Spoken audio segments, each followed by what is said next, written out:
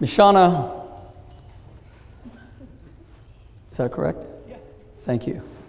I started well. Dennis, and all my other fellow Americans, happy Thanksgiving.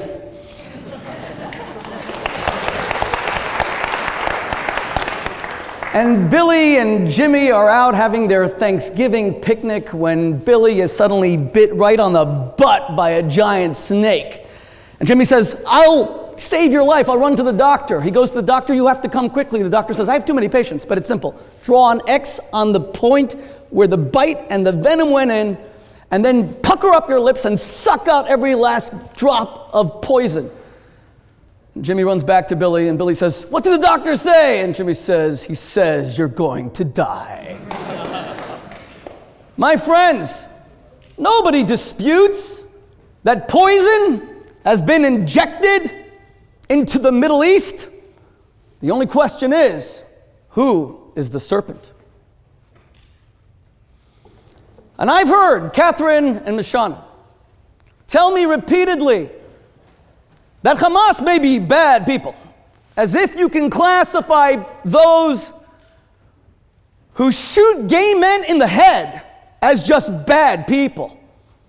As if you can classify those who aid and abet honor killings of Muslim women for doing nothing but falling in love just bad people. As if you could excuse, for shame, those who took 21 innocent Palestinians on the last day of the war in Gaza, not Israelis, not Jews, and before the eyes of the world shot them in the head because they dared protest against Hamas. As if you can simply call them bad people. As if you could take an organization that would take Jews who live here in Great Britain, students at Oxford who happen to carry the name Jew, and write a charter calling for the extermination and annihilation of every last one, just bad people. My God, if a Jew did that, I would call it an abomination. If a Jew did that, I would be sickened and I would never defend it. And I would call it what it is. I would call it evil incarnate. But it's not Hamas's fault, you see. You see, Hamas is the serpent that was created by Israel. They've only turned to violence because of the occupation. They've turned to violence because of the military checkpoints and the human degradation. You know, one of the great honors I had in my life was 2 weeks ago when I traveled to Birmingham, Alabama in celebration of the life of Martin Luther King Jr. And I was on a panel with a man who spoke in this incredible chamber. And what an honor it is to be back, Mr. President. Thank you so much for giving me that privilege of coming back to the Oxford Union. I spent 11 years of my life in this great city. 6 of my 9 children were born in Oxford, and I love this tradition of people sitting and breaking bread, although they disagree. Not that we really disagree. Because in a democracy, you have the right to express your opinion. And Mishana, you have the right to be wrong. And I respect that right. I respect it fully, and I honor it. But I was on the panel with a man named the Dalai Lama. And you know what? He has been under military occupation by a country called China since, 1950. Even if you believe that the Palestinians are under military occupation, in that they honored the Oslo I and Oslo II Accords, where Israel gave Yasser Arafat control of 97% of the Palestinian population, which it remains till this day. And still, it turned out that Israel lost 1,000 citizens, equivalent to 60,000 Americans, in 1 year, blown to smithereens. Maybe Israel has a right to be a little bit weary of these peace deals. But even if you say that Israel is completely occupying the Palestinians, why didn't the Dalai Lama start blowing people up? Why is he a voice for peace? You have no choice. Once you're degraded, you've lost all moral choice. You have to become a murderer. God Almighty. Was anyone more terrorized than the people of your incredible country in the years 1940 to 1941 in the Battle of Britain? Was anyone more terrorized than the citizens of London who faced Hitler's Luftwaffe bombs on a nightly basis? Did Britain send suicide bombers into nurseries And by the way, Israel never even contemplated getting anywhere near how the Allies responded in Japanese and German cities. You speak about Israel precision bombs. What do you want Israel to be? God? Technology is advanced, but it's not that advanced. You see, when I came to Oxford tonight, it's interesting. I passed Magdalen, I passed New, I passed the exam schools. Where was the Air Force Base? Catherine, I'm just getting warmed up right now. You got to wait a few minutes.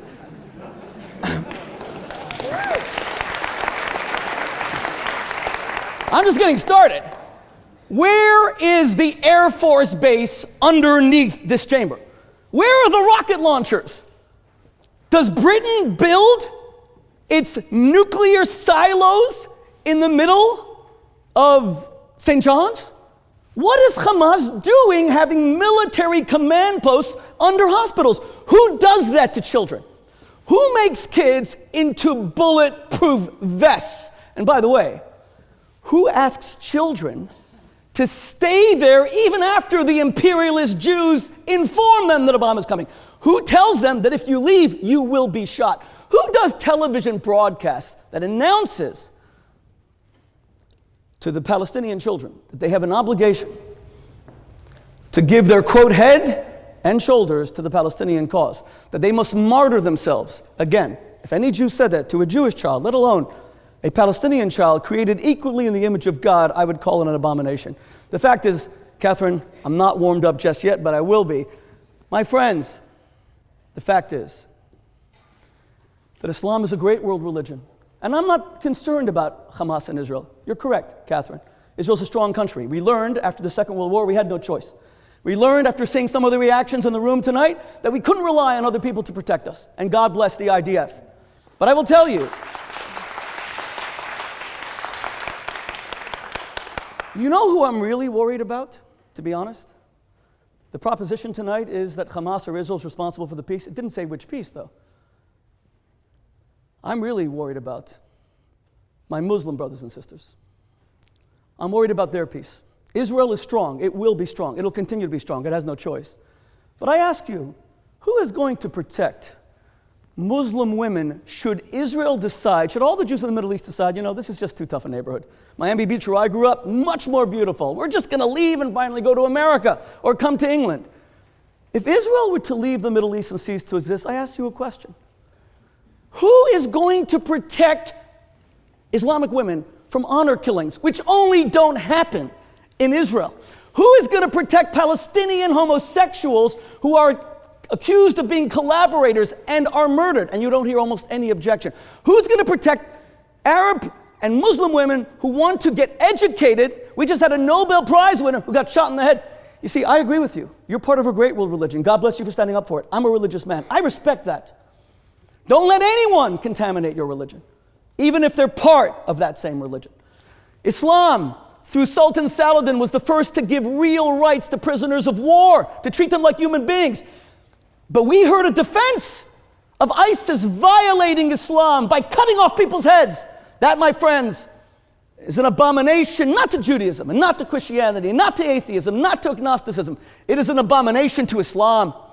The Quran says that every human life is sacred. The Quran says that hatred of any religious entity is a sin. Muslims took in my people in Istanbul in 1492 when Catholic Spain kicked us out. Muslims took in my people when we were kicked out of Portugal in 1498. And there are Jewish communities in Muslim countries till this very day. My father grew up in Iran, and there was no Holocaust in a Muslim land. And there were no crusades and expulsions. So how could my fellow Muslims sitting here today, part of such a glorious tradition, defend an organization that calls for a second Holocaust of the Jews? This isn't a threat to Judaism. This is a threat to Islam. It's a violation of Islam. And when you ask me, Catherine, where was Israel for the past 60 years? What were they doing? You know what, Catherine? They were simply trying to survive. It wasn't easy. You see, in 1947, the UN voted, just give me a minute here. In 1947, thank you very much. 1947, the UN, and this week is the anniversary, Catherine. We will continue this over drinks. In 1947, the UN voted for 2 states. The Jews accepted it. Catherine, you'll have to tell me over drinks why the Arabs did not. The 1936 Peel Commission. The Jews accepted a division of land. The Arabs did not. 1967, Israel conquered all this land after an annihilatory war launched on them, especially from Jordan, who wasn't even part of the war. And Moshe Dayan says 4 days later, we want to give it all back. West Bank, Gaza. Gaza's given back already. You know how the Arabs responded? They met in Khartoum in Sudan a month later. Everyone knows the story. 3 no's. No negotiations. No peace. No recognition. Israel withdrew from Gaza completely in 2005. But Hamas is not interested in peace. Hamas is interested in contaminating a great world religion by being more interested in seeing the spilling of blood. And that's what sickens me about the ISIS beheadings. You know what sickens me? It's the glee with which they murder. And even if Hamas were to get up and say, you know what, we value Jewish life. We value Jewish life. But we just are upset that we're being treated. I could even somehow make sense of this. Because if any Jew got up and said, if they would ululate when rabbis are killed, I would be disgusted. Muslims are created in God's image as are Jews. We must condemn any organization that targets civilians for murder. There are no excuses. Morality is now, it's universal, it's for all time. Thank you very much.